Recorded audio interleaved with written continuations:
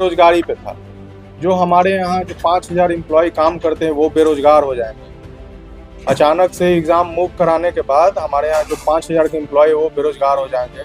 आज तक जब व्यवस्था एडीक्यूटी के पास नहीं थी तो हमारे यहाँ एग्जाम करा रही थी। जैसे ही बिहार सरकार की तरफ से इनोवेटिव व्यू को, आशीष मित्तल की कंपनी को एनओसी मिलती है तो आदर्श परीक्षा केंद्र तथा बापू परीक्षा केंद्र में हमारे यहाँ का सभी एग्जाम मूव कर दिया जाता है। बिहार में बड़ा फैसला, हजारों पर असर।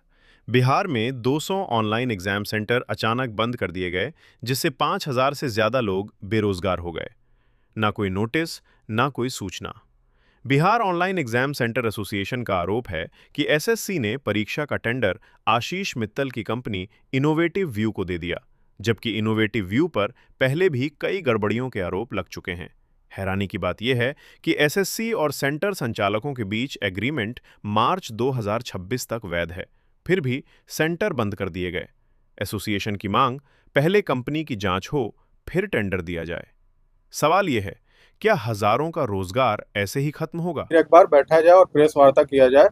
आज बैठने के पीछे अहम मुद्दा है आशीष मित्तल की कंपनी इनोवेटिव व्यू, जो हमें मेल के मदद से नोटिस भेजते हैं कि ये जो गलत अफवाह फैला रहे हैं कि एसएससी का सिस्टम जो है फेलुअर है। ऐसा कोई न मुद्दा था हम लोगों का, न हम लोगों ने कि इस तरीके का बात कही।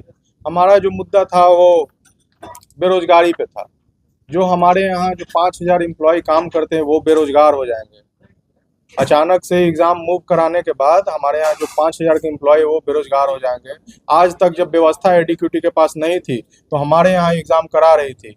जैसे ही बिहार सरकार की तरफ से इनोवेटिव व्यू को, आशीष मित्तल की कंपनी को एनओसी मिलती है तो आदर्श परीक्षा केंद्र तथा बापू परीक्षा केंद्र में हमारे यहाँ का सभी एग्जाम मूव कर दिया जाता है और हमें बेरोजगार कर दिया जाता है। दूसरा अहम मुद्दा है कि जब हमारे यहाँ एग्जाम कराना ही नहीं था लंबे समय तक, तो ये 30 लाख 35 लाख रुपए एसएससी पैरामीटर के तहत खर्च क्यों करवाया गया।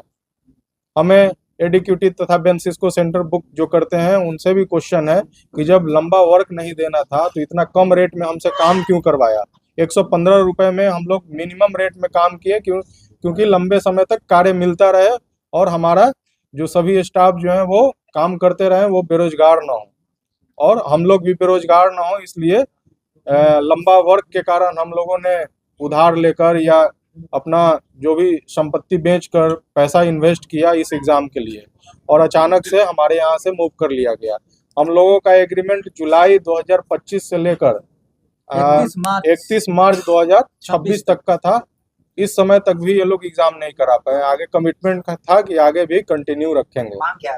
मांग यही है कि हमारे यहाँ जैसे एग्जाम चल रहा था उसी तरीके से एग्जाम चलने दिया जाए, कम से कम उतना दिन तक चलने दिया जाए जितना दिन का एग्रीमेंट है।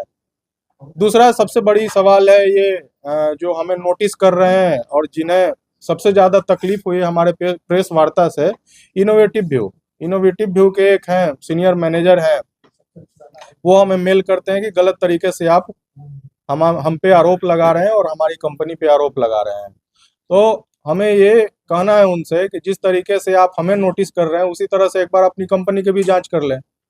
झारखंड में 2 साल के लिए 2025 में ब्लैकलिस्ट हुए हैं ये दंत चिकित्सा प्रोजेक्ट में। उसके बाद ये तमिलनाडु में भी ब्लैकलिस्ट हुए हैं 5 साल के लिए, डिबार किए गए हैं, टेक्निकल रिजेक्टेड है वहां से। फिर भी इनको कार्य मिल रहा है, इनोवेटिव व्यू को कार्य मिल रहा है। वो 5 साल के लिए तमिलनाडु में भी ये डिबार हुए हैं। दिल्ली पुलिस का जब एग्जाम चल रहा था, एसएससी की जब एग्जाम करा रही थी टीसीएस, तो दिल्ली पुलिस का आज जो कंप्लीट हम लोगों ने सक्सेसफुल करवाया है, यही एग्जाम में वो गड़बड़ी करते हुए पकड़े गए। नोएडा में आदर्श परीक्षा केंद्र है जो कि 2 साल पहले से चल रहा है। आज यहाँ पे बिहार में आदर्श परीक्षा केंद्र बना, कंप्लीट हुआ, एग्जाम लेना शुरू किए 2025 से। वहाँ ऑलरेडी 2 साल पहले से चल रहा है। तो वहाँ जब टीसीएस एग्जाम कराती थी तो यही एग्जाम उनके यहाँ भी चल रही थी जो अभी हम लोगों के यहाँ चल रही है। उसमें इनके यहाँ से लगभग 17 स्टाफ जेल जाते। उसमें एक मोहित नाम का इनका स्टाफ था, वो भी जेल जाता है। जो वहाँ टीसीए था, मतलब एडमिनिस्ट्रेटर में मेन हेड थे, वो वहाँ से जेल जाते। उनके सहायक भी जेल जाते हैं। उसके बाद जो प्रोजेक्ट हम लोग करा रहे हैं, जो हमने सीजीएल का प्रोजेक्ट कराया, एडीक्यूटी के द्वारा एसएससी का प्रोजेक्ट सीजीएल कराया, हमने सक्सेसफुल कराया, बिना माल प्रैक्टिस के कहीं कोई शिकायत नहीं आई।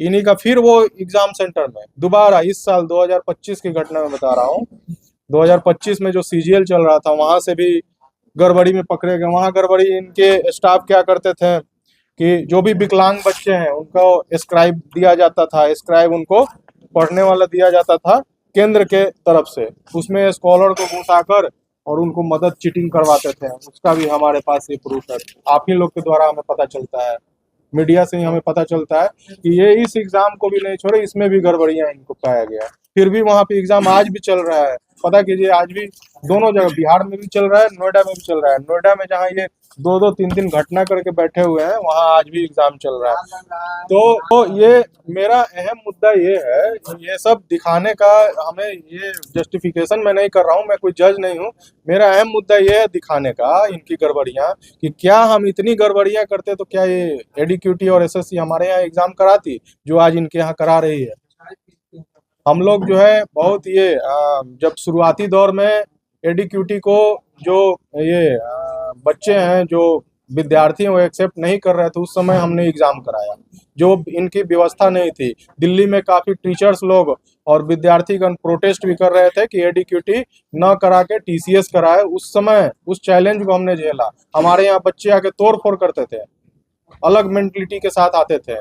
इनका सर्वर में बग था, सर्वर में इनका ये ड्रॉबैक था, माउस रुक जाता था, उस वजह से काफी दिक्कतें आती थी। तो दिक्कतों को सामना करके एग्जाम को सक्सेस हमने बनाया, बिहार के सभी केंद्र वालों ने बनाया, केंद्र संचालकों ने बनाया।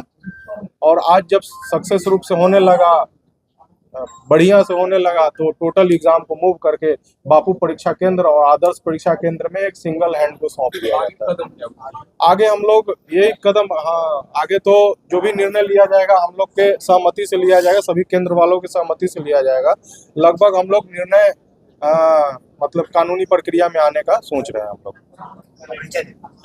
मेरा नाम निशु निशांत हुआ और यहाँ काफी लगभग 30 से 35-40 केंद्राधीक्षक भी मौजूद हैं, जो केंद्र संचालक है वो मौजूद है, तथा हमारे यहाँ जो इन्विजिलेटर काम करते थे 80 से 100 तक वो भी मौजूद हैं, जो बेरोजगार हो गए।